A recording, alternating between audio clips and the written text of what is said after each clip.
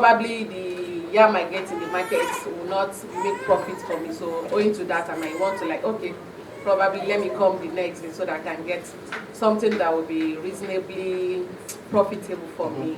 That is one. Then in some instances, when you go to the market, the product might not be like let me be specific. I supply like Tasty Fried Chicken, so they have a kind of particular yam.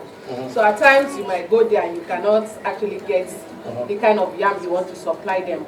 But because of all those circumstances, they feel you are disappointing, and some of the outlets, they don't call me again, like you are always disappointing us. In cases like that, so what do you actually do? You have to go back to the drawing board because this has to be our last question. Yes, no problem.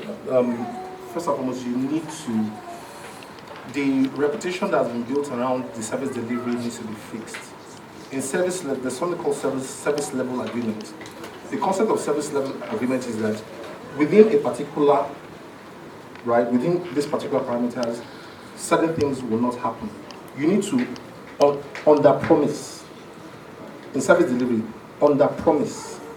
Always under promise. Meaning, you've seen the variables. You know the terrain, you know where you get your materials from, you know the places where you get your things from, and you know the peculiarity of that space. So if the supply is supposed, if you are saying I can do 10, right, maybe you should just go back and say, do you know what, let's start with 5, right?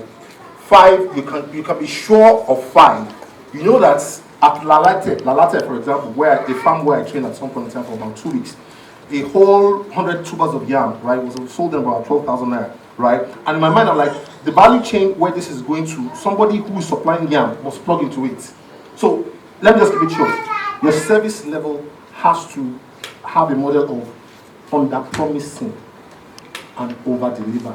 Under-promise. Those days, when they tell you that your line will be active in 24 hours, it's an under-promise. Because in reality, once I click a button, it is working. Do you understand? Once I take the new number that you are giving me, when I take there's a particular number, there's a PUK number, once you give it to me over the phone and I click enter, it's actually done. But guess what? They will tell you it will be active in 24 hours. Under promise. Do you understand? Because the customer expectation is, when will it work? And you tell him it will work in 2 hours time. And maybe there's a network. No. So just already on that promise, say, sir, your line will be active in 24 hours. Meanwhile, it's working that next minute as I'm taking it. Fantastic. Round of applause, please. Thank you. I feel like I should have under-promised the opportunity. Fantastic. Thank you so much, Mr. Joshua. God bless you so much, sir. Thank you. All right. So I believe we're all learning. Is that so? If we're learning, let's have a round.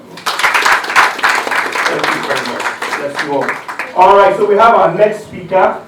Again, basically, here's what I did. Let me tell you the secret. And this secret I want to share with you.